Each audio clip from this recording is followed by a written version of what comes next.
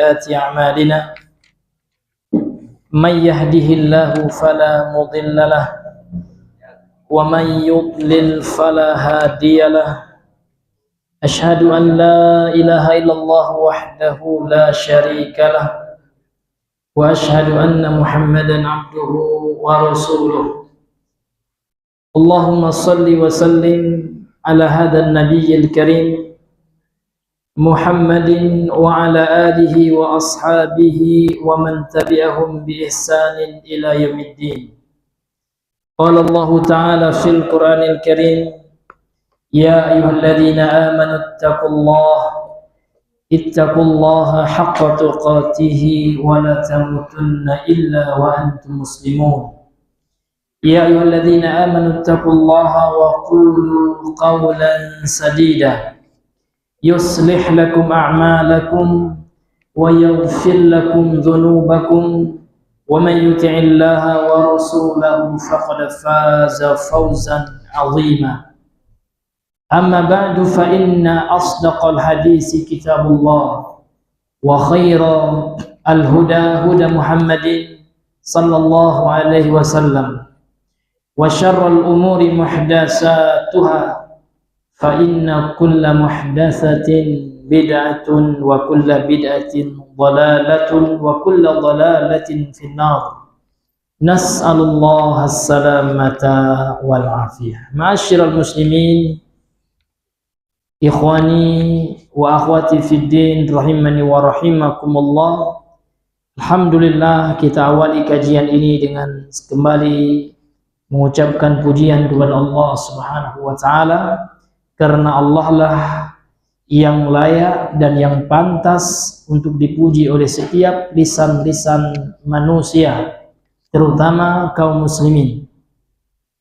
Karena dialah Allah Subhanahu wa taala yang telah memberikan segalanya untuk kita. Apa yang kita dapatkan hari ini semua dari Allah Subhanahu wa ta'ala. Baik yang kita rasakan sebuah kebaikan maupun sebuah musibah yang kita anggap sesuatu yang menyusahkan, akan tetapi ketika kita sikapi, kita hadapi sesuatu yang tidak menyenangkan yang kita hadapi dari musibah-musibah, dari bala, maka itu semua akan menjadi sebab Allah menggugurkan dosa-dosa kita dan bahkan Allah meninggikan derajat kita.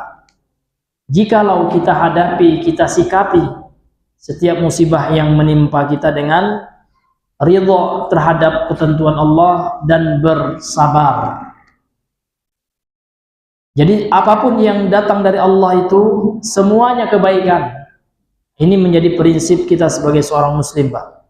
Sehingga kita tidak berkeluh kesah ketika diuji dan tidak melayang ketika mendapatkan kesenangan. Ada orang diberikan kesenangan melayang, Pak.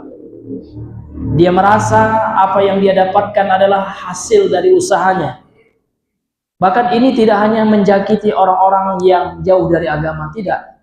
Dikisahkan dahulu, disebutkan di dalam riwayat yang sahihah, kisah seorang yang hafal Taurat, alim dari Bani Israel pada masa Nabi Musa. Siapa dia, Pak? Qarun. Qarun itu hafal Taurat, Bapak Ibu. Qarun itu alim. Namun ketika dia diuji dengan harta, dia lupa.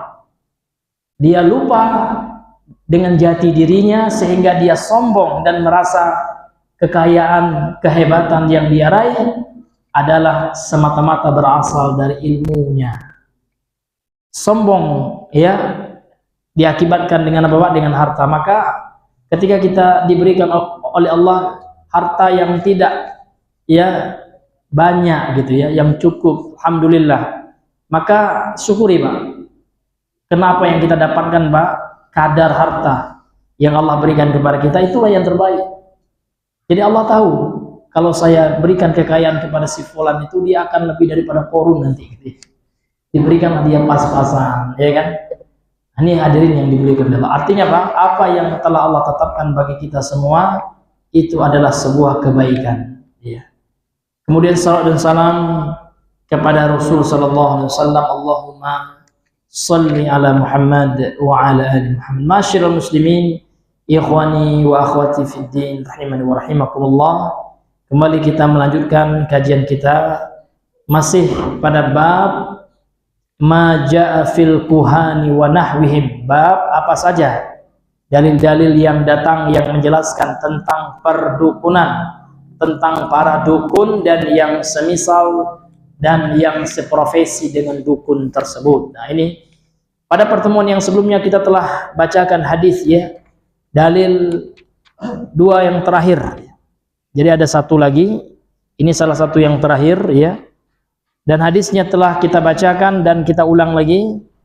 Wa an Imran bin Husain, dari Imran bin Husain radhiyallahu anhu marfu'an. Dari Imran bin Husain, semoga Allah meridhai beliau, dan hadis ini hadis marfu' disandarkan kepada Nabi sallallahu alaihi wasallam. Rasulullah bersabda, laisa minna man tatayyara, bukan termasuk golonganku orang yang melakukan tatayyur, yaitu orang yang menyandarkan nasib baik dan nasib sial kepada burung dan yang semisalnya. Au tutayyira lahu, atau orang yang minta seseorang untuk meramal nasibnya, menyandarkan nasibnya kepada tatayyur. Au takahana, atau orang yang melakukan praktek perdukunan. Au tukuhina lahu, atau orang yang minta bantuan dukun. Au sahara, atau orang yang menyihir. Au suhira lahu, atau orang yang minta bantuan penyihir. Wa man ata kahinan, dan barang siapa yang mendatangi dukun, fasaddaqahu, lantas kemudian dia membenarkan ucapan dukun tersebut, bima yaqul, apa yang dikatakan dukun tersebut, faqad kafara, maka sungguh dia telah kufur, telah kafir, bima unzila ala Muhammad, terhadap apa yang telah diturunkan oleh Allah kepada Nabi Muhammad sallallahu alaihi wasallam. Rawahul Bazzar bi isnadin jayyid, hadis ini diriwayatkan oleh Imam Al-Bazzar dengan sanad yang baik. Warahu Tabrani, kemudian Imam At-Tabrani dan telah meriwayatkan hadis ini juga bi isnadin hasanin, dengan sanad-sanad yang hasan. Min hadis Ibnu Abbas, dari hadis sahabat Ibnu Abbas, duna qaulihi, selain ucapannya man ata, ya man ata ila akhiri, ini bukan ya ucapan dari Rasulullah gitu. Kan tapi ini penjelasan dari perawi hadis. Ya, ini ya pembahasan kita yang sebelumnya. Kemudian beliau menukilkan ucapan daripada para ulama, diantaranya Imam Al-Baghawi rahimahullah. Ini Imam Al-Baghawi ini salah seorang imam Ahlus Sunnah. Beliau punya buku yang terkenal As-Sunnah, Syarh Sunnah. Jadi Imam Al-Baghawi punya kitab judulnya Syarh Sunnah lil Baghawi oleh Imam Al-Baghawi. Kemudian yang terkenal juga tafsirnya, Tafsir Al-Baghawi. Ini termasuk tafsir yang menjadi rujukan dalam ilmu tafsir. Tulisan Imam Al-Baghawi rahimahullah.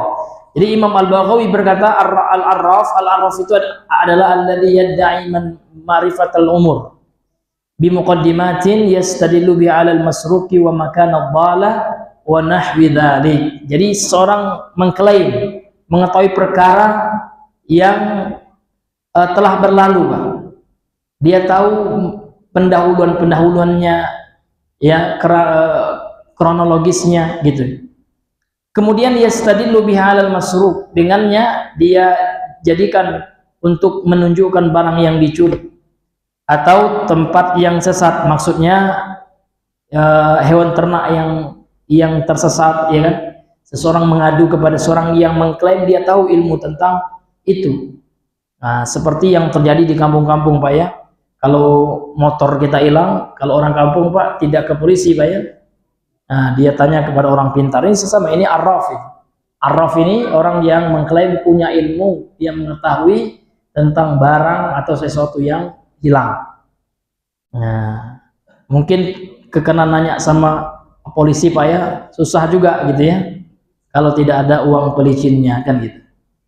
Karena zaman sekarang, Pak, luar biasa ketidakamaнаhan itu. Makanya Nabi mengancam, idza usidal amru ila ghairi ahli fantadhiris sa'ah. Ini ciri-ciri hari kiamat. Apabila suatu urusan diberikan kepada orang yang tidak amanah, yang tidak ahlinya, tidak amanah termasuk ya, maka tunggulah kehancuran itu. Diantaranya ciri datangnya hari kiamat, banyak orang yang tidak menunaikan amanahnya. Nah, ini hadirin yang dimuliakan oleh Allah Subhanahu wa taala. Maka untuk itu ya, kita yang diberikan amanah oleh Allah Subhanahu wa taala menjadi aparat negara, maka gunakan jabatan itu betul-betul untuk mengayomi masyarakat. Bukan untuk ya meraup keuntungan pribadi. Karena setiap kita ini akan dimintai pertanggungjawaban kelak di sisi Allah. Rasulullah bersabda, kullukum ra'in. Setiap kalian itu pemimpin. Wa kullukum mas'ulun an ra'iyatih. Dan setiap kalian akan dimintai pertanggungjawaban terhadap apa yang kita pimpin. Nah, kalau kita seorang suami, kita mimpin istri, anak kita, maka ada pertanggungjawabannya kelak. Kalau anak kita biarin ya tanpa kendali, tanpa kontrol, tanpa kita nasihatin, ya kan? Maka hati-hati Pak, boleh jadi menjadi batu penghalang kita untuk masuk ke surga. Kita udah banyak amal, sholat masya Allah, umroh juga misalkan, bersedekah, tiba-tiba nak masuk surga Pak, dipegang kaki kita oleh anak kita. Ya Allah, saya tidak rela, ya Allah, Engkau masukkan abiku ke surga ketika di dunia aku tidak pernah diajaknya sholat ke masjid misalkan Pak. Aku buka aurat, ya Allah, pergaulan bebas, aku nggak pernah diingatkan. Dibiarin aja. Hanya hadirin, ini bahayanya juga kalau kita nggak hati-hati memimpin keluarga kita atau istri kita. Istri kita tabarruj ya, bersolek, menampakkan kecantikannya.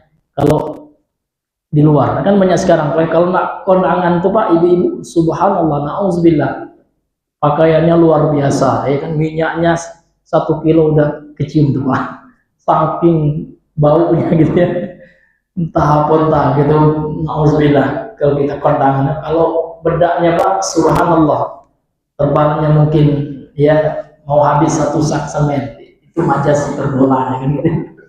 Iya, saking tebalnya, na'udzubillah. Itu kalau kita tidak hati-hati Pak, kita nanti masuk ke dalam dayus ya. Dayus ini orang yang tidak punya rasa cemburu terhadap mahramnya, terhadap anaknya dibawa oleh laki-laki yang bukan mahram, pergi ke sini dan ke sana gitu ya, ke sana dan ke sini, tidak ditegurnya Pak.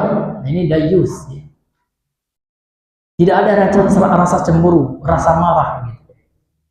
Dalam Islam itu harus juga kita rasa marah Pak.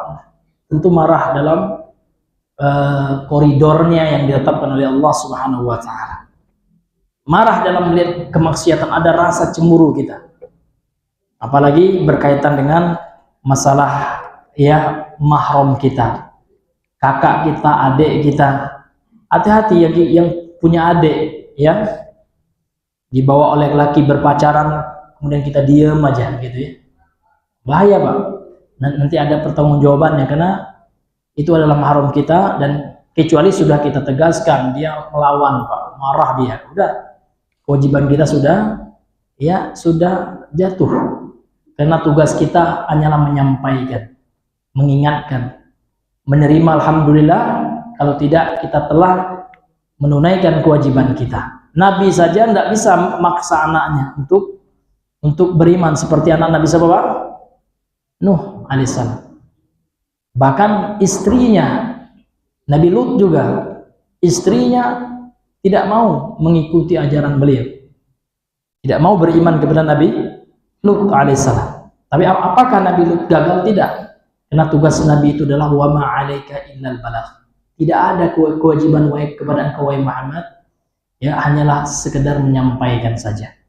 Jadi yang memberikan hidayah bukan kita Pak ya, yang memberikan hidayah adalah Allah, namun kita diwajibkan, orang yang dekat dengan kita, orang yang di bawah ya kekuasaan kita, maksudnya istri kita, anak kita gitu kan, orang yang punya hubungan kerabat dengan kita, kewajiban kita hanyalah menyampaikan. Jangan kita diam aja.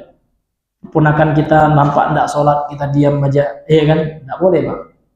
Nah, nanti ditanya oleh Allah itu, apakah sudah engkau sampaikan, ya kan? Jangan engkau hanya mementingkan diri kita sendiri. Karena orang yang beriman itu Pak, dia akan mencintai saudaranya sebagaimana dia mencintai dirinya sendiri. Apalagi saudaranya muslim dan punya hubungan kekerabatan dengan dia. La yu'minu ahadukum hatta yuhibba li akhihi ma yuhibbu li nafsihi. Tidak beriman, kata Rasul, tidak sempurna maksudnya. Iman kalian sampai kalian mencintai saudara kalian. Jadi cara kita mencintai saudara kita itu Pak, tidak hanya kita ngasih dunia, ngasih bantu beli handphone, bukan. Ya, bukan itu cinta yang sebenarnya. Cinta yang sebenarnya adalah bagaimana kita bisa membimbingnya ke jalan Allah. Bagaimana kita bisa menasihatinya, memotivasinya untuk sebelumnya tidak sholat, kita kasih motivasi terus, kita beri arahan sehingga Allah berikan hidayah melalui perantara kita. Kalau kita mampu Pak mengajak orang sholat, subhanallah, ya, dengan nasihat kita Allah berikan hidayah. Dalam hadis Sahih Al-Bukhari, dalam penggalan hadis panjang Pak ya, hadis kepada Ali bin Abi Thalib, ketika Nabi berkata kepada Ali bin Abi Thalib, la an yahdiyallahu bika rajulan wahidan. Kalau seandainya Allah memberi hidayah dengan perantara engkau seorang, walaupun seorang pun wahai Ali, khairul laka min humrin na'am, itu lebih baik daripada engkau memiliki seekor onta yang merah. Jadi onta merah ini Pak, onta yang sangat tinggi nilainya di masa itu, bahkan merupakan barang spesial. Kalau kita kiaskan atau kita analogikan dengan kehidupan kita di zaman modern ini, mungkin ya humrun na'am itu onta merah di zaman Nabi itu Pak sama dengan senilai dengan mobil Ferrari atau Lamborghini gitu kan, mobil yang mahal gitu. Jadi Nabi mengatakan kalau kita bisa Pak menasihati orang, kemudian orang itu dengarin nasihat kita, dia mau menjalankan ketaatan kepada Allah, mau bertobat dia, mau dia sholat akibat nasihat kita, subhanallah. Walaupun satu orang, maka itu lebih baik ya daripada sebuah benda yang sangat berharga di masa kini. Ini diantara bentuk pentingnya nasihat. Makanya agama Islam itu Rasul mengatakan ad-dinun nasihah. Agama itu Pak nasihat. Jadi agama itu bukan diam aja, itu bukan agama aja. Kalau Nabi diam nggak menyampaikan Pak, tidak akan tersebar Islam itu. Diam aja Nabi, udahlah Islam itu untuk kita bela Abu Bakar ya, nggak usah kita sampaikan lagi. Maka Islam memang akan mentok di Jazirah Arab saja, tidak akan sampai ke belahan dunia, ke penjuru dunia ini, bahkan tidak akan sampai ke negeri kita ini.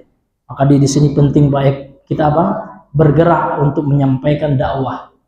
Tentu dakwah ala basirah, di atas ilmu. Masyaallah muslimin yang Allah muliakan. Kembali kita kepada pembahasan kita, yaitu makna al-arraf. Sekarang al-kahin apa? Al-kahin Pak terjemahannya dukun. Dalam terjemahan kamus ya, al-kahin dukun. Maknanya apa?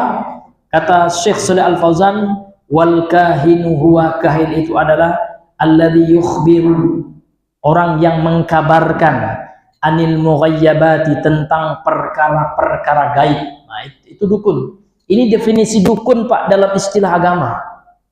Fil mustaqbal, yang pada waktu yang akan datang. Orang yang mengkabarkan, memberitahu, menginformasikan tentang sesuatu perkara gaib yang akan terjadi di masa depan. Jadi bukan tukang urut ya Pak ya. Jangan pula bilang Bapak datang ke tukang urut, Bapak ya nggak diterima sholat, enggak, bukan itu Pak. Masuk dukun dalam Islam itu kan orang yang mengklaim, mengaku mengetahui perkara gaib. Kalau dukun itu Pak boleh selama tidak ada unsur ya jampi-jampinya, kan ada pula dukun tahap-tahap yang dibaca. Tapi kalau yang dibacanya hanya sebatas bismillah boleh, bahkan itu bagus, karena sesuatu yang dimulai dengan basmalah berkah ya kan. Kita mau makan baca bismillah, bagus. Kita mau keluar rumah bismillah, tawakkaltu 'ala Allah, la haula wala quwata illa billah, bagus Pak ya kan. Tapi masalahnya terkadang bukan dukun di tempat kita nih sosokan gitu Pak ya. Kalau kami ya mungkin mau disangka oh ini hebat juga nih, ini bukan tukang urut biasa, ini tukang urut plus paranormal nih ya kan. Padahal nggak boleh seperti itu, harus dijaharkan, dijelaskan yang dibaca itu. Yang dibaca Fatihah bagus ya, karena kita bertabaruk dengan ayat Al-Quran itu boleh Pak. Yang tidak boleh itu tabaruk dengan kuburan yang diklaim keramat, itu tidak boleh.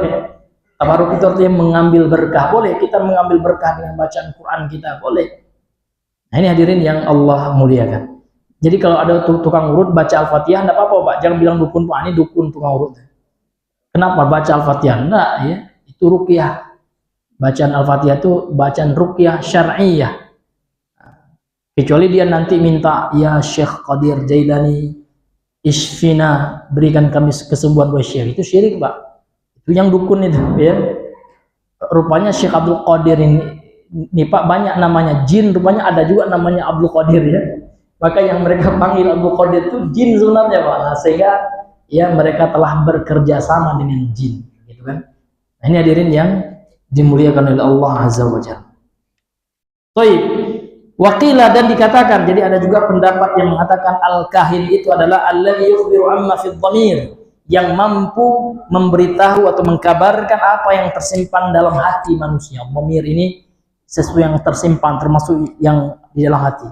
Kan ada puluh orang, wih, Tuan guru kami itu memang hebat. Belum ngomong kita sudah tahu dia maksud kita. Ada orang yang gulu, Pak, ya. Nah, saya semenjak berguru dengan guru tarekat saya itu, Masya Allah, memang wali betul, ya. Baru nak ngomong, Pak, dia sudah tebak, Bapak kesini mau ini kan. Wih, kok tahu gitu. Ada, Pak, orang yang tertipu seperti itu. Jangan kita percayai, itu dukun kalau seperti itu. Walaupun sorbannya besar, ya, lilitnya udah panjang betul, ya, udah besar, ya. Udah keberatan kepalanya, Pak, bawa serbannya gitu, saking besarnya kan gitu. Tapi dia mengklaim tahu isi hati manusia. Atau ya tentang penyakit seseorang. Hati-hati, Pak. Karena saya pernah diceritakan, Ustadz, Masya Allah, saya pernah safar kajian dengan Ustadz si A itu, ya. Memang hebat Ustadz tuh, ya. Baru nengok wajah kita di tempatnya, Bapak sakit gula nih, ya, gitu. Ini hati-hati, Pak. Ya, ini bisa merusak akidah juga. Ya, tahu dia dengan melihat wajah kita aja dia sudah tahu tentang seluk-beluk penyakit kita, katanya. Subhanallah, gitu, lebih hebat daripada dokter itu, ya kan? Dokter itu harus ditanya dulu, ya kan, Bapak penyakitnya apa, Pak, keluhannya apa, Pak, ada diagnosa, ya kan. Ini enggak, ya kan, dia hanya ustadz yang ahli mungkin meneliti tentang Tibun Nabawi, Pak, ya. Ini sudah sampai ke tahap itu, nengok wajah orang lah tahu penyakit orang. Ini kayaknya kanker, Bapak nih bentuknya kusam aja, banyak mendung kanker, ya, kantong kering, ya. Kalau seperti itu, ya, itu namanya tebak-tebak. Itu kalau bahasa Minang, Pak, takut bohong, gitu. Ini hadirin, ini enggak, dia bisa, Pak, dengan melihat wajah orang itu bisa mendeteksi penyakit. Ini Bapak ini asam urat, ini Bapak ini ada jantung ini kayaknya, ya kan. Nah, itu enggak boleh juga, Pak. Ini bisa merusak akidah juga itu, ya kan. Seolah-olah dia tahu perkara yang ada tersimpan dalam diri manusia. Itu dhamir juga. Nah, itu alladzi yukhbiru amma fi dhamir, termasuk karena dhamir itu, Pak, satu yang tersimpan, ya, pada diri manusia, ya. Kemudian waqala Abu Abbas Ibnu Taimiyah, berkata Al-Imam Ibnu Taimiyah, Syekhul Islam Ibnu Taimiyah rahimahullah, Al-Arraf itu adalah ismun lil kahin, nama dari dukun, wal munajjim, dan ahli perbintangan, war ramal, tukang ramal, wa nahwihim, dan yang semisal dengan mereka, mimman yatakallamu fi ma'rifatil umur bihadhihi turuq, yang mana mereka berbicara, ya, dalam perkara ini dengan cara-cara, ya, seperti ini, yakni dengan cara-cara perdukunan, dengan ramalan bintang, ya, dan yang semisalnya. Itu maksud dari arraf, katanya. Ya, jadi kalau menurut beliau arraf dengan kahin itu sama-sama orang yang mengklaim mengetahui perkara yang gaib. Kalau tidak salah, Pak, ya, itu batasan pembahasan kita yang sebelumnya. Kita masuk kepada syarahnya. Kalau nggak salah kita belum membahas syarahnya, ya.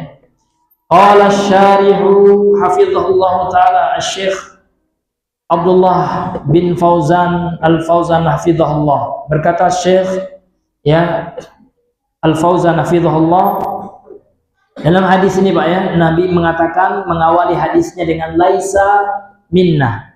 Laisa minna ini terjemahannya, Pak, bukan dari kami.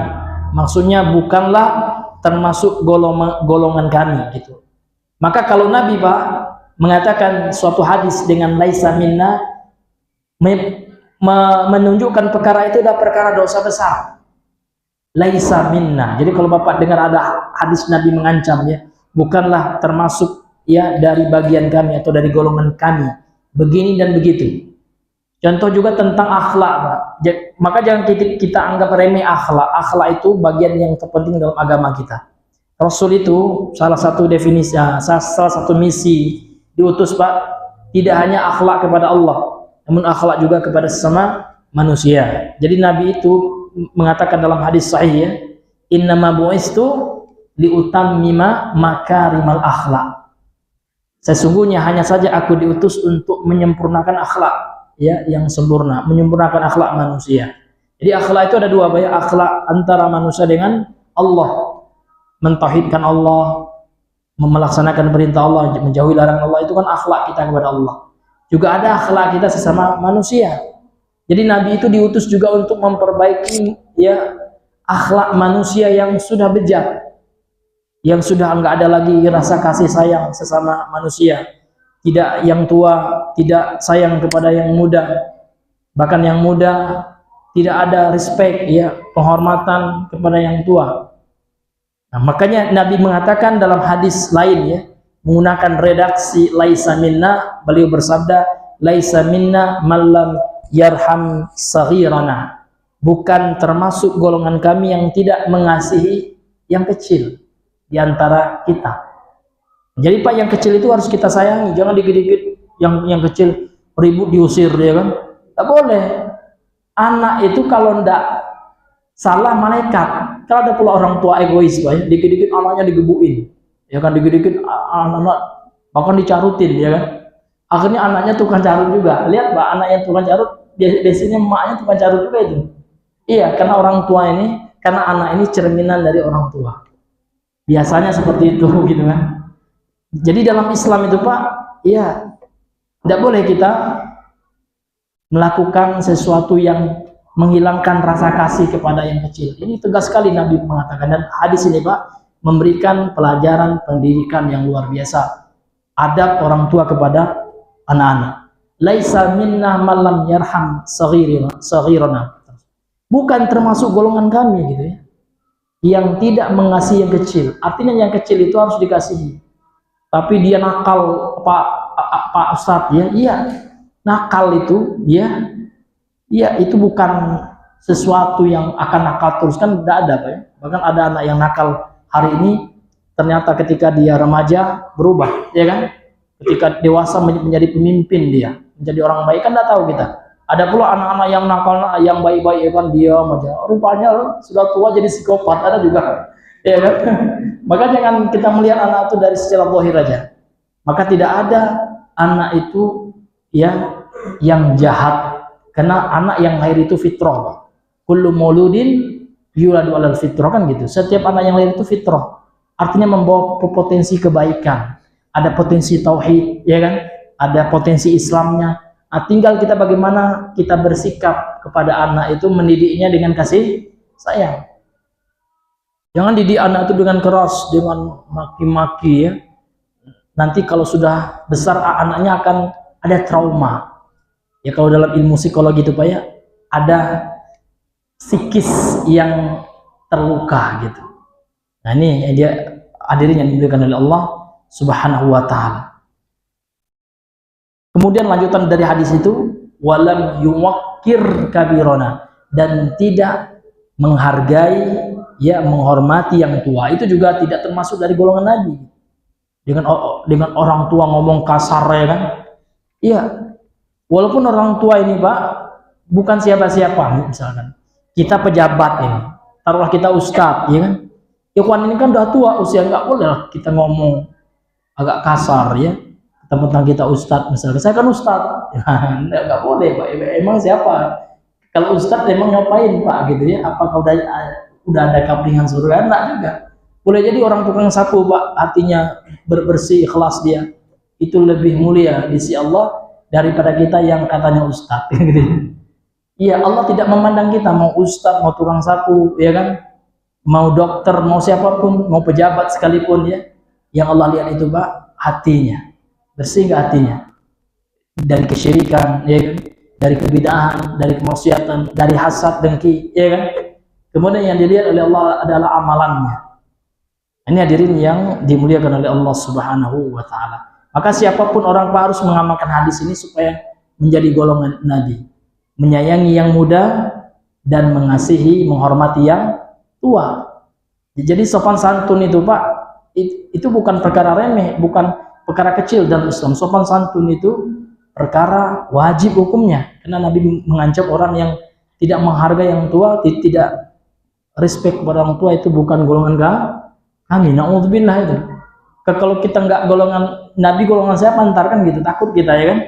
Maka untuk itu hadirin kita berusaha ya menyayangi yang kecil dan menghormati yang tua, karena itu adalah perintah Nabi kita yang mulia sallallahu alaihi wasallam, dan itu adalah buah dari tauhid. Orang yang kuat tauhidnya Pak pasti akan berimbas kepada akhlaknya.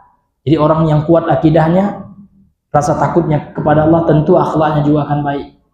Karena dia takut kalau seandainya akhlaknya buruk, nanti Allah marah, murka kepadanya. Sia-sialah amal yang dilakukan kalau Allah sudah murka. Maka untuk itu hadirin yang Allah muliakan, akhlak itu Pak, itu pertanda ya kesempurnaan iman. Disebutkan juga dalam hadis sahih ya, akmalul mu'minina imanan ahsanuhum khuluqan. Akmalul mu'minina imanan, mukmin, orang yang beriman yang paling sempurna imannya itu adalah yang paling baik akhlaknya. Akhlak kepada Allah itu yang pertama, kemudian yang kedua akhlak kepada manusia. Masyarul muslimin yang Allah muliakan. Baik, kita lanjutkan. Laisa minna ay la yaf'alu hadha. Ya, man huwa min asya'ina al-amilina bittiba'ina al-muqtafina li syar'ina, al-muqtafina li syar'ina. Kata beliau, bukanlah termasuk golongan kami. Maksudnya adalah maksudnya la yaf'alu hadha, tidaklah yang mengamalkan ini, gitu ya.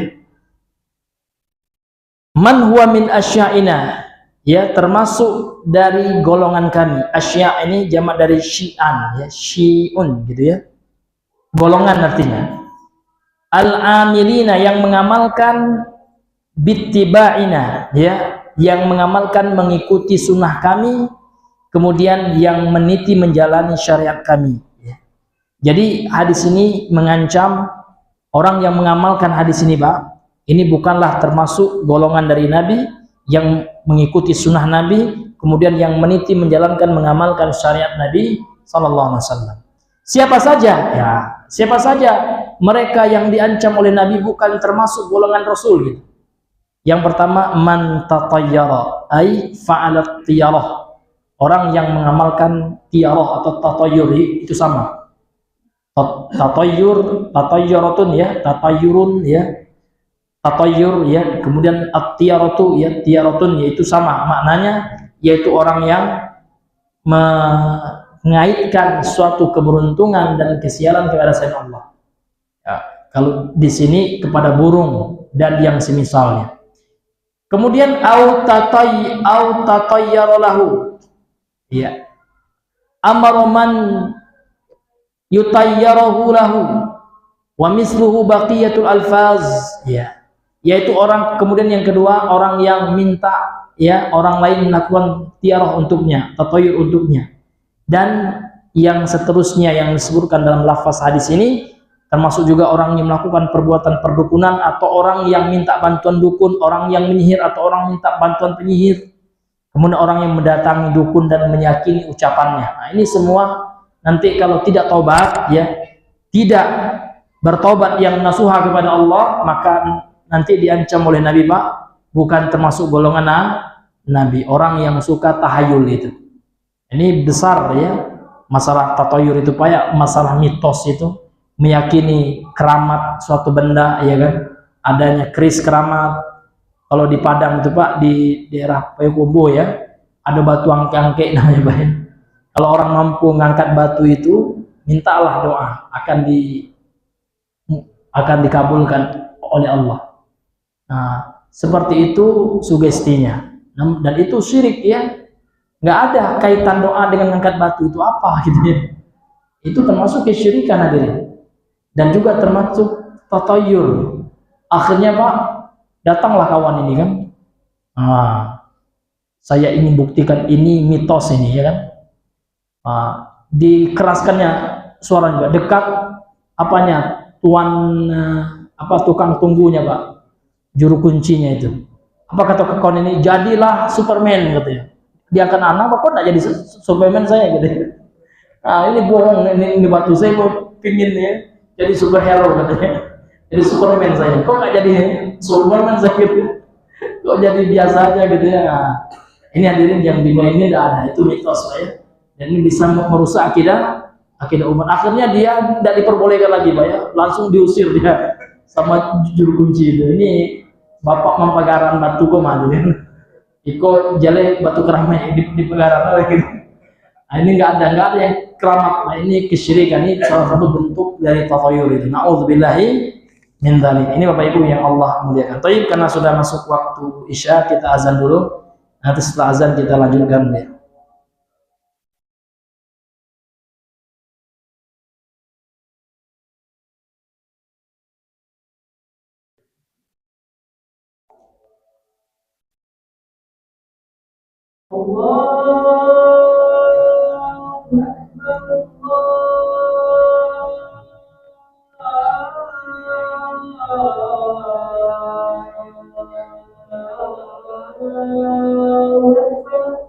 Allahu Akbar, Allahu Akbar.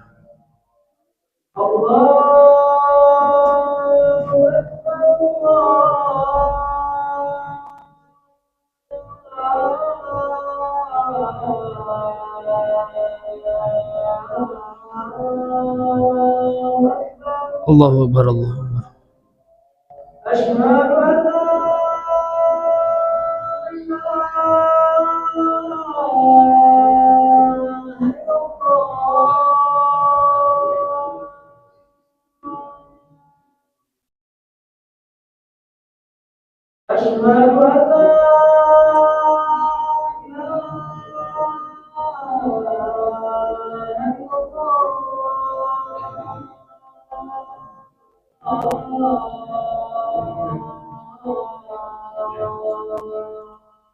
Asyhadu an la ilaha Allah.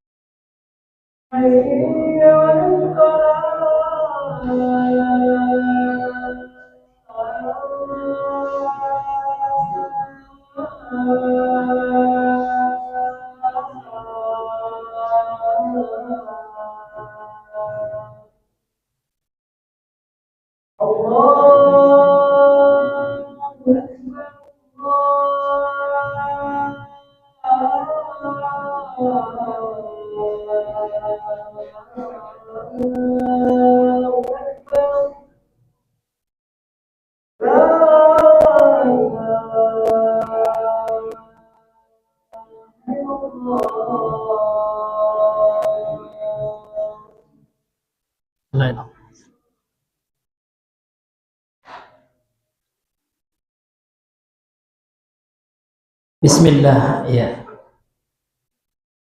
ya, sebelum kita lanjutkan ini ada pertanyaan yang menarik, Pak ya.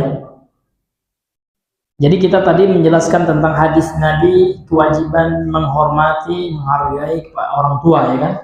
Dan Nabi mengatakan bukan termasuk golonganku yang tidak menyayangi yang kecil dan menghargai yang tua. Ya, betul, Pak ya.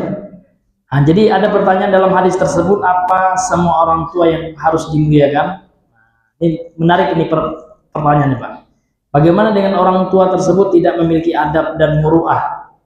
Jadi orang tuanya nggak ada adab nih, ya tidak ada juga karismanya, kan gitu, karismatiknya kan gitu. Bagaimana jika apabila orang tua tersebut justru berpaling menuju kefasikan dan perbuatan keji atau melakukan kezaliman di muka bumi? Apakah harus kita muliakan juga? Apakah harus ya kita hargai juga? Masya Allah, ini luar biasa nih pertanyaan, Pak. Tapi pertanyaan ini sudah dijawab oleh Allah langsung, ya, dalam surah Luqman ayat 15, ya, tentang orang tua yang mengajak memaksa anaknya berbuat syirik atau melakukan dosa yang, karena syirik tidak ada lagi yang di atas syirik, Pak ya. Kalau sudah syirik ini lebih bahaya daripada dosa berzina, dosa membunuh, ya kan? Apa kata Allah? Wa in jahadaka alla tusyrika bi ma laysa laka bi ilm. Apabila kedua orang tua ya engkau tersebut memaksamu ala an tusyrika bi, untuk mempersekutukan aku, ma laysa laka bi ilm, yang engkau tidak ada ilmunya, fala tuti'huma, maka jangan engkau ya taati mereka berdua. Jadi kalau ada orang tua yang jahat seperti itu, nyuruh kita maksiat, jangan taati maksiatnya. Namun tetap Allah melanjutkan ayatnya, wa sahibuhuma, dan pergaulilah mereka berdua fid dunya ma'rufah, di dunia ini dengan cara yang baik. Tetap kita berbuat baik aja kepada dia. Nah, tapi kalau dia maksiat kita tidak dukung. Ya kan? Kalau dia melakukan kezaliman, kesyirikan, jangan kita taati. Wattabi' sabila man anaba ilayya, dan ikutilah jalan orang yang kembali kepadaku, kata Allah, orang yang bertobat. Ada orang hijrah, ikuti Pak, orang yang betul-betul ingin ikhlas menuju Allah, kembali kepada Allah, ikuti orang-orang seperti itu, kata Allah. Tsumma ilayya marji'ukum, dan kemudian kepadakulah tempat kalian kembali, fa unabbi'ukum, dan aku akan kabarkan kepada kalian, kata Allah, bima kuntum ta'malu, apa yang telah engkau dahulu lakukan di dunia. Jadi apa yang kita lakukan di dunia semuanya terekam, semuanya ada datanya, ada database Allah yang tidak ya terluputkan, yang kecil dan yang besar semuanya lengkap, Pak. Kita dulunya rutin orang tua kita ada tulisannya, kecuali kita sudah minta ridho, ya, minta maaf. Makanya Pak, kalau dosa sama manusia itu kalau kita nggak selesaikan di dunia sampai ke akhirat. Maka kalau ada urusan kita dengan sesama manusia, udah minta maaf aja kita udah. Kalau kita minta maaf ikhlas, Pak, maka ya insya Allah kita punya hujah nanti di sisi Allah. Kalau kita dihadapkan dengan orang itu, Allah sidang kita sudah bisa mengatakan, saya sudah minta maaf ya Allah. Ya memang saya pernah salah, saya minta maaf, ya. Tapi saya nggak mau memaafkan. Nah, siapa kamu? Kata Allah, aku saja, pemilik penguasa alam raya ini, penguasa pencipta langit dan bumi ini, memaafkan orang yang minta maaf, orang yang bertobat aku terima. Kamu nak nyamai aku pula jadi Tuhan, gitu ya. Nak mau memaafkan orang itu, Pak, ini sikap bahaya itu, nak mau memaafkan orang. Tidak boleh, Pak, kita nggak boleh jadi pendendam. Pendendam itu hanyalah sifat siapa, Pak? Iblis. Iblis yang dendam, Pak. Nggak pernah mau damai dengan Nabi Adam. Padahal yang menyebabkan dia keluar dia sendiri. Namun Nabi Adam dikorbankan. Jadi iblis ini, Pak, playing victimnya luar biasa. Ya, dia bermain korban. Dia merasa jadi korban padahal dia yang pelakunya.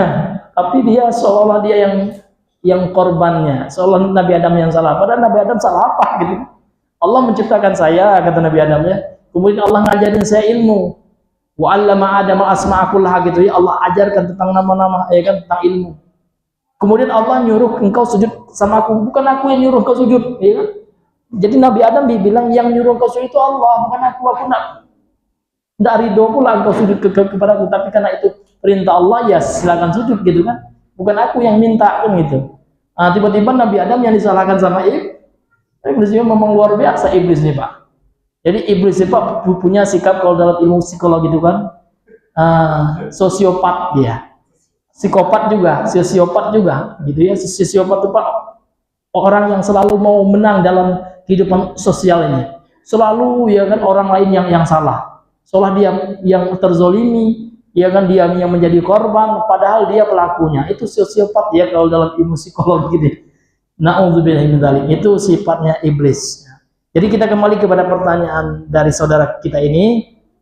Ya, jadi seperti itu. Jadi kalau orang tua kita mengajak kepada maksiat, jangan kita tadi. Contoh orang tua kita minta beli rokok, jangan Pak. Bilang baik-baik, mohon maaf Pak, kalau Bapak minta beli vitamin C, ya beli habatus sauda, saya beliin Pak. Tapi rokok mohon maaf ya, karena rokok ini haram gitu ya. Kalau saya beliin Pak, Bapak kena dosa 2 kali. Dosa Bapak merokok, kemudian dosa Bapak nyuruh saya nggak mau Bapak berdosa. Karena Bapak nyuruh saya juga, dan saya juga berdosa juga Pak, gitu kan. Karena saya mentaati kemaksiatan. Jadi Pak, tetap kita jelaskan dengan cara yang baik. Karena Allah mengatakan, ud'u ila sabili rabbika bil hikmah. Ya serulah manusia itu ke jalan Tuhanmu, termasuk orang tua kita, karib kerabat kita, dengan cara yang hikmah, bijaksana gitu kan. Kemudian dengan wal mau'izatil hasanah, dan dengan pengajaran nasihat yang baik. Bukan marah-marah, oh Bapak ini dasar ya, lah tuh merokok julai gitu. Enggak boleh Pak. Itu namanya mengingkari kemungkaran dengan kemungkaran, artinya kita mengenai perasaannya. Enggak boleh. Ya ini hadirin yang Allah Subhanahu wa taala. Walaupun kita semangat ya Pak ya membasmi kemaksiatan, harus dengan ilmu juga. Jangan memaki-maki orang tua. Misalkan ada orang tua tidak sholat, jangan kita maki-maki. Lagai tidak sholat, ya kan naraku Pak, tidak boleh Pak. Ya kan harus dengan kasih sayang Pak, ya kan ingat umur Pak ya. Kalau Bapak meninggal, apa tidak sholat Pak, sengsara Bapak. Kan beda tuh Pak ya. Dengan nada kita, nada berapi-api. Kita ini bukan sedang khutbah sama Bapak gitu. Emangnya lagi di atas mimbar Pak kan gitu. Enggak, kita ini lagi nasihat ya, 4 mata. Maka gunakanlah bahasa-bahasa cinta Pak ya. Bahasa yang menyentuh ya kan, dari hati. Nah, ini hadirin yang Allah muliakan. Jadi seperti itu dia. Jadi tetaplah kita ya, walaupun orang tua kita itu bejat ya, maka tetap kita disuruh berlaku baik. Ya, namun kita tetap tidak mau, jangan ya menuruti kalau diajak untuk melakukan kemaksiatan. Intinya seperti itu Pak ya. Wallahu a'lam bishawab. Baik, kita lanjutkan pembahasan kita.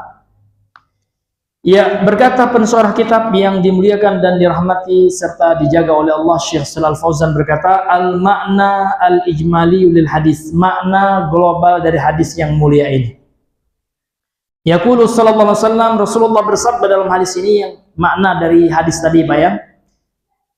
Kata beliau, la yakunu, tidaklah menjadi min atba'ina al-muttabi'ina li syar'ina, tidaklah menjadi orang yang termasuk pengikutku kata Rasul, dan yang mengikuti syariatku, yakni syariat Allah dan Rasulnya, syariat kami gitu.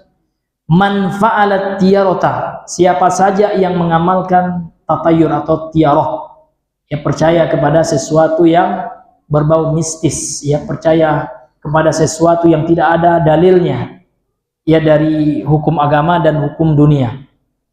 Awil kahanati, atau melakukan praktek perdukunan, awis sihra, atau praktek sihir, au fu'ilat lahu hadhil asya, atau dilakukan untuknya perkara-perkara ini. Orang yang minta disihir ya, orang yang minta bantuan dukun ya kan, atau orang yang minta ya dijelaskan tentang tatayur, maksudnya saya ini mau berangkat ke kerja ini, kira-kira ini hari sial atau hari mujur saya ini Pak, ini namanya orang yang minta ditatayurkan itu. Ini kalau siapa yang melakukan itu Pak, ini bukan termasuk pengikut dari Rasul sallallahu alaihi wasallam, kata beliau berdasarkan hadis ini. Kenapa? Li'anna fiha, karena sesungguhnya di dalam ya hadis itu Pak ya, iddiaan ya, kenapa kita nggak boleh melakukan ya perdukunan gitu ya, dan melakukan sesuatu yang bersifat mitos ya, tatayur itu, karena di dalamnya terdapat sebuah klaim, pengakuan, menganggap dia mengetahui li ilmil ghaib, ya terhadap ilmu gaib. Itu para dukun, Pak. Karena dukun itu mengklaim yadda'i ilmal ghaib. Dia mengklaim mengetahui perkara gaib. Alladzi, yang mana perkara gaib itu ikhtassallahu bihi, Allah telah mengkhususkan dirinya. Hanya Allah saja yang tahu itu maksudnya. Jadi tidak boleh orang ngaku tahu yang gaib. Oh, saya juga tahu, Pak. Saya tahu apa yang Bapak pikirkan sekarang. Nah, kalau kata orang Minang, alun takil adalah takalam, ya.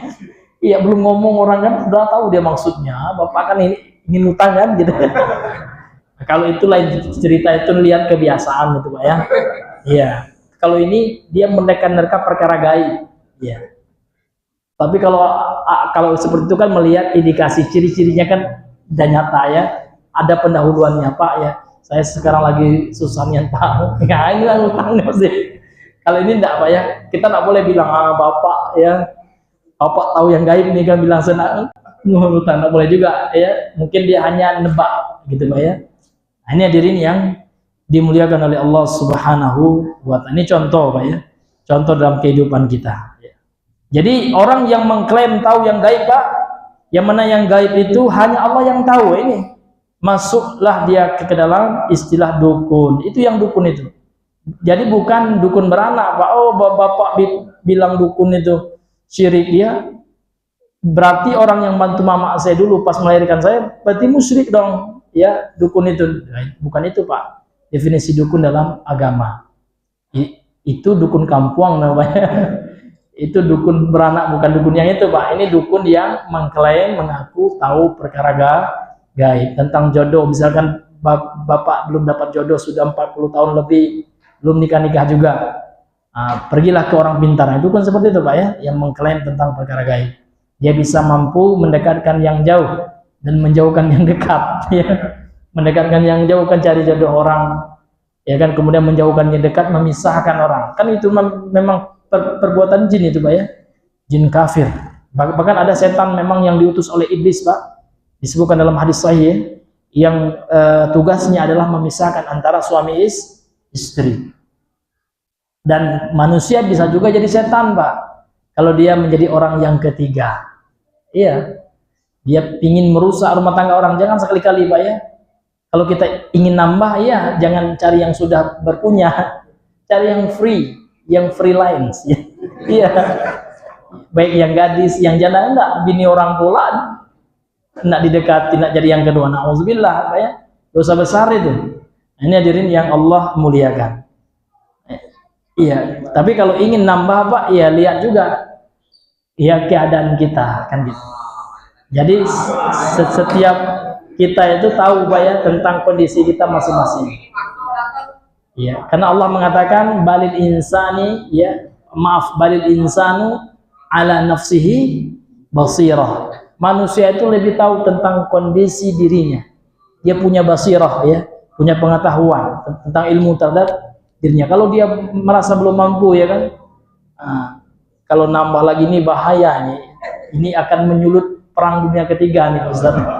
Iya, centang-centung terus gitu, ya. Lebih daripada di Gaza nih nanti, ya. Iya. Tetapi ada pula orang yang adem ayem aja, kata istrinya tafadhol bi. Itu Masya Allah, Pak. Ada juga, Pak, teman kita yang sudah digituin katanya. Saya sudah dapat SIM nih, Ustaz, ya, surat izin menikah lagi.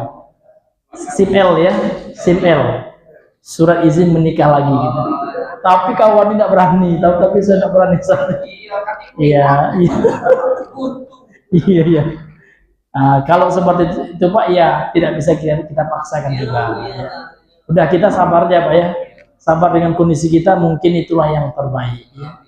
Jangan nak nengok orang kalau dalam perkara dunia nih, Pak, jangan tengok yang istri 4, Pak, ya. Tengok orang yang tidak punya istri. Iya, kita alhamdulillah, ya kan, punya istri seko, ada kanti sampai sekarang belum juga nikah. Nah, ini hadirin yang Allah muliakan. Jadi sehingga kita akan selalu bersyukur kepada Allah, ya. Kecuali memang kalau kita sudah siap secara finansial dan secara, ya, kesiapan yang lainnya. Siap secara mental juga, ya, kita mampu mengatasi istri kita. Tapi kalau nggak mampu, Pak, kan mental pula kita, ya. Iya, Kalau kita tidak mampu Pak, jangan. Karena memang itu hanya untuk orang yang mampu dan berani. Lihat Pak, mampu dan berani. Ada orang mampu tidak berani ada Pak. Ada kawan saya itu, Masya Allah, kalau soal harta Pak, Masya Allah, jangan ngomong lah. Tapi katanya wak tidak berani saat ini. Udahlah, kalau tidak berani jangan dipaksain Bang, gitu kan. Ya itu hanya untuk orang yang mampu dan berani. Ya, ada pula orang Pak berani tapi tidak mampu, jangan gitu. Ya. Ini hadirin yang dimuliakan oleh Allah Subhanahu wa taala. Iya, kayaknya cocok nih bikin daurah Pak ya. Iya, tentang masalah itu Pak ya. Iya. Nah, lain kali kita kalau ada waktu Pak kita bikinlah ya pembahasan khusus itu. Memang ada fikihnya Pak ya. Ada memang para ulama itu menulis buku khusus tentang fikih ta'addud ya. Ada ya buku khususnya itu Pak ya. Baik, kita lanjutkan pembahasan kita. Naam. Jadi kata beliau, man saddaqa man yaf'alu syai'an min hadhil umur, barang siapa yang membenarkan siapa saja yang melakukan perkara-perkara ini, perdukunan ini ya, faqad kafara, maka sungguh dia telah kufur, ingkar dia bil wahyil ilahi, dengan wahyu dari Allah. Alladzi jaa, yang mana wahyu itu datang li ibtali hadhil jahiliyat, untuk membatalkan ya perkara jahiliyah ini, wa wiqayatil uquli minha, dan wahyu datang untuk membentengi akal dari keyakinan kepada hal-hal yang tahayul ini, perkara-perkara syirik ini. Jadi wahyu telah datang Pak untuk membentengi kita, untuk membatalkan perkara jahiliyah. Jadi kesyirikan itu perkara jahiliyah, minal umuril jahiliyah, dari perkara jahiliyah. Jadi orang yang masih percaya sama dukun Pak, ini perkara jahiliyah, yang mana wahyu itu datang untuk membatalkan itu. Ya, Nabi berdakwah 13 tahun di Mekah itu fokus ya memberantas kesyirikan, termasuk syirik dalam perdukunan ini. Kemudian kata beliau, wa yulhaqu bidzalika, kemudian dikaitkan dengan hal itu, termasuk bagian dari kesyirikan itu Pak, ma yaf'aluhu ba'dun nas, apa yang dilakukan oleh sebagian manusia, min qiraati ma yusamma bil kaf, dengan membaca yang dinamai dengan membaca telapak tangan. Ini tukang ramal. Jadi tukang ramal itu Pak, dia meramal-ramal nasib orang dengan tangan. Nah, ini Bapak ini kayaknya ya tidak lama lagi nih Pak. Nauzubillah Pak ya. Ini juga termasuk perdukunan Pak. Aurabti sa'adatil insan wa syaqaihi wa haddihi bil buruj, atau mengkaitkan, mengikat kebahagiaan seseorang, kebahagiaan manusia dan kesengsaraannya serta nasibnya bil buruj. Apa itu al buruj Pak? Bintang. Jadi ini tukang ilmu perbintangan, seperti orang yang kalau Bapak lahirnya tanggal sekian, nah bintang Bapak ini ya bintang zodiak Bapak misal Aries, Pisces Pak ya, kemudian diramallah nasib Bapak ini ya, asmara Bapak akan seperti ini, Bapak nanti dapat janda anak satu gitu ya.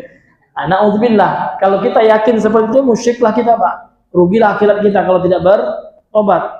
Dan ini Pak banyak itu dijual buku-buku seperti itu, primbon itu ya, ramalan nasib itu. Na'udzubillahi min dzalik.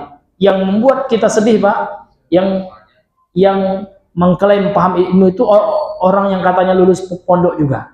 Iya, pondok pesantren. Ini ustaz itu lulus pondok pesantren, namun dia tukang buat zimat. Iya, tukang ramal.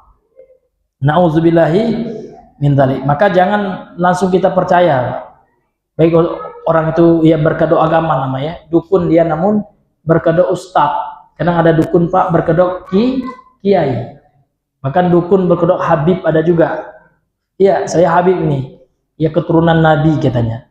Tapi gawainya Pak meramal-ramal nasib orang.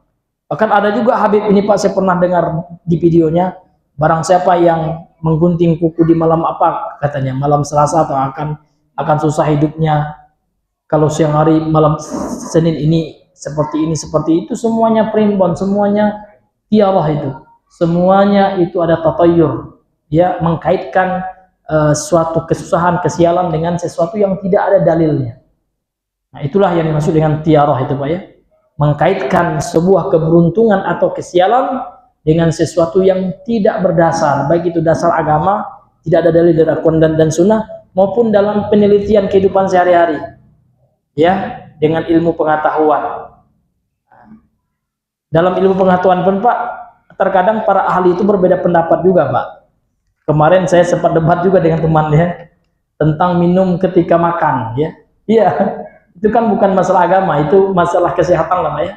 Dalam artikel yang saya pegang Pak, saya kalau masalah kesehatan itu Pak biasa baca websitenya Alo Dokter, karena Alo Dokter ini memang website yang ditulis oleh dokter semua, ya kan, pakar dokter gitu.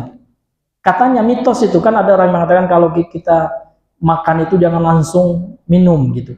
Kenapa? Karena kita langsung minum itu akan merusak atau mengkikis nutrisi makanan, itu tidak bisa kita serap secara sempurna oleh tubuh kita karena sudah netral oleh air gitu kan. Kemudian juga menyebabkan asam lambung. Kata situs Alo Dokter itu mitos, belum ada penelitian ilmiah tentang itu. Bahkan belum ada pakar kesehatan dunia ya kan, yang internasional WHO itu, WHO ya kan, membuat penelitian, jurnalnya nggak ada kata-kata mereka. Malahan di artikel itu mengatakan bagus kan, karena akan mempercepat pencernaan katanya. Dan saya pribadi Pak, coba juga makan tanpa minum tuh ya, kalau bahasa Minang ya Pak, tacakia gitu. Iya, pas makan itu Pak ya Pak, karena saya biasanya pas makan tuh minum ya, karena minum itu akan mempelancar untuk menelannya. Saya coba juga Pak, tacakia. Aduh ini bahaya nih ya, tak biasa saya. Kalau kata kawan itu Ustaz ya jangan minum dulu gitu kan. Ya dijarakkan 30 menit katanya. Aduh sedikit kan, ini cuman nih gitu ya, ini bermudarat ini gitu kan. Nah, tapi kalau ada orang yang ini, ya kalau orang yang biasa dia mungkin dia sebelum makannya minum dulu ya kan, dipuas-puasin minum dulu ya. Seperti itu. Tapi kalau saya sendiri Pak nggak sanggup saya. Iya, tapo Pak ya, apa namanya itu, tersedak gitu. Dan saya baca di artikel saya itu tidak ada kata, tapi kalau ke kon itu katanya ada. Kemarin itu dikirimnya memang ada juga Pak, salah satu website yang menganjurkan. Artinya mungkin ada juga khilafiyah gitu ya, di kalangan kedokteran gitu. Dan mana kalau seperti itu Pak, saya ngambil yang pendapat yang Alo Dokter aja gitu ya. Wallahualam bisawab. Ini banyak artinya Pak, dalam hal khilafiyah duniawiyah itu Pak, kita juga harus ya saling toleransi juga. Yang nak minum ya kan, asalkan yang minum air putih Pak ya. Kalau bir diminum, nah kita haram itu, nggak boleh ya kan. Selama yang dia minum itu masih air putih, jangan kita terlalu keras juga dalam masalah itu. Ada kawan aja jangan sab gitu ya. Jangan langsung minum katanya. Ya, ini ya jangan kita terlalu keras juga dalam perkara-perkara yang seperti. Kalau yang tidak minum ya silakan gitu Pak ya, mungkin itu bagus ya buat kesehatan beliau ya, mudah-mudahan itu bagus ya. Baik ya, kemudian kita lanjutkan Pak dikit lagi ya. Wa qad bayyana kullun minal imamaini al-Baghawi wa Ibnu Taimiyah, kata beliau, dan sungguh telah menjelaskan setiap dari kedua ulama ini, yaitu al-Imam al-Baghawi wa Ibnu Taimiyah dan Imam Ibnu Taimiyah, makna al-arraf wal kahin, makna dari kata al-arraf dan kahin. Wal munajjim war ramal, dan munajjim itu Pak ahli perbintangan ya, war ramal dan ahli ramal. Bima hasilhu, yang hasilnya adalah anna kullaman yadda'in ilma syai'in minal mughayyabat, setiap yang mengklaim mengetahui ilmu dari perkara gaib, fahuwa dakhilun fismil kahin, maka dia masuk dalam nama dukun. Artinya setiap yang mengklaim tahu ilmu gaib itu pasti dukun kan gitu. Au musyarikun lahu fil ma'na, atau yang memiliki kesamaan dalam makna ya, dia masuk ke dalam makna dukun. Fayulhaqu bihi, ya maka dia masuk ke dalam makna dukun itu.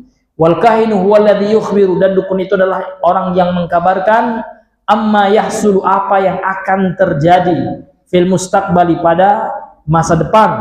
Wa ya'khudhu, dan dia mengambil berita itu an mustariqi sam'i, dari pencuri berita langit, yaitu dari setan Pak ya. Karena setan itu Pak disebutkan dalam hadis sahih terkadang mencuri berita langit Pak, sehingga dikejar dia oleh meteor gitu. Itu disebutkan dalam hadis sahih gitu. Maka kalau kita lihat adanya ya petir ya, boleh jadi juga wallahu alam ya, itu juga termasuk bentuk malaikat ya, dengan perintah Allah menembak setan-setan yang berusaha mencuri berita langit, sehingga satu kebenaran Pak dibungkus oleh 99 kebohongan. Jadi memang ada terkadang apa yang dikatakan dukun itu benar gitu, tapi itu hasil curian dari sekutunya, dari setan laknatullah, mencuri berita langit gitu ya. Namun satu kebenaran yang dia sampaikan Pak disertai dengan 99 kebohongan. Ya, jadi hasilnya juga bohong gitu Pak ya. Nah, ini hadirin yang dimuliakan oleh Allah Subhanahu wa taala.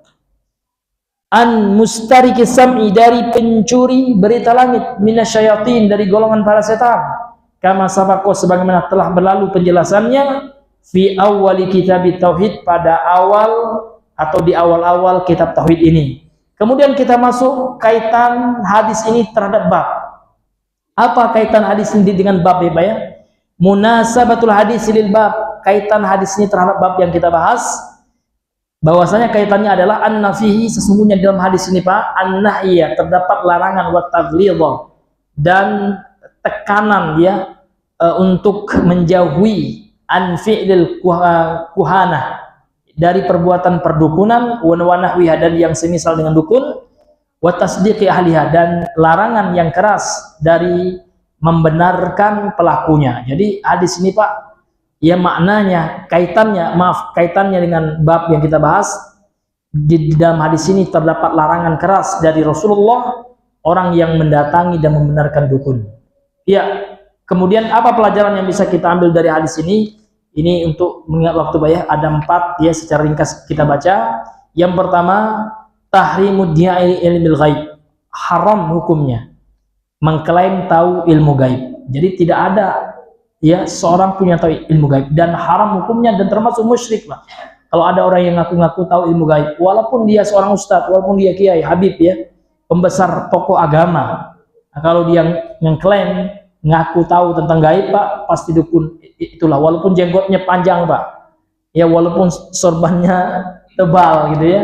Kalau dia ngaku-ngaku tentang gaib Pak, langsung kita katakan bapak dukun, bertobatlah Pak gitu ya. Karena tidak ada yang tahu terhadap perkara gaib kecuali Allah Subhanahu wa taala.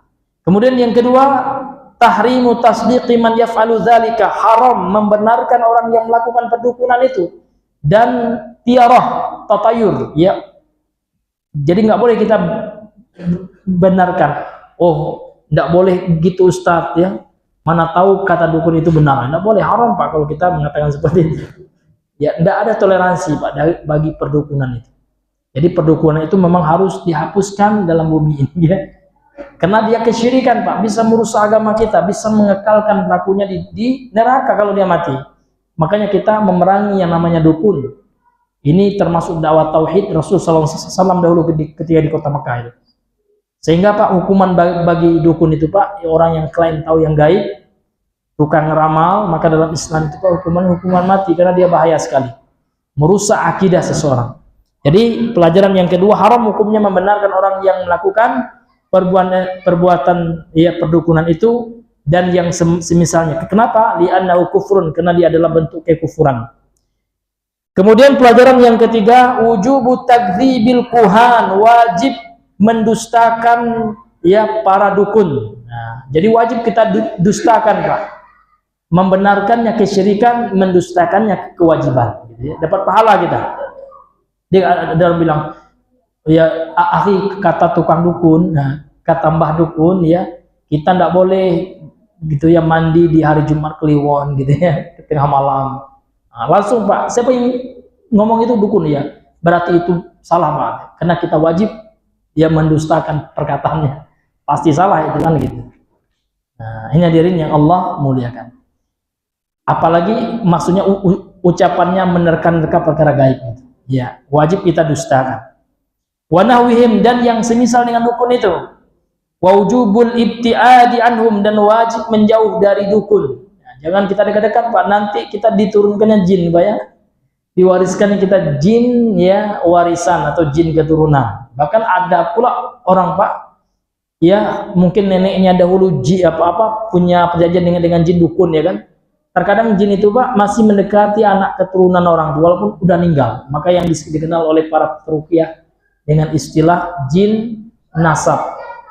Ada memang Pak, ada orang tuh kayak saya sering diganggu gitu ya, sering mimpi yang aneh-aneh ya kan, pasti tidur tuh selalu ngigau gitu kan, selalu kayak dikejar, boleh jadi ada jin gitu ya, jin nasab gitu kan, boleh jadi buyut kita dulu dukun, interaksi dengan jin kan seperti itu, maka harus diobati dengan baca Al-Quran, dengan ruqyah mandiri, dengan zikir pagi petang dan mengamalkannya. Itu diantara trik untuk mengobati ya jin itu, untuk menjauhkannya dari kita. Kemudian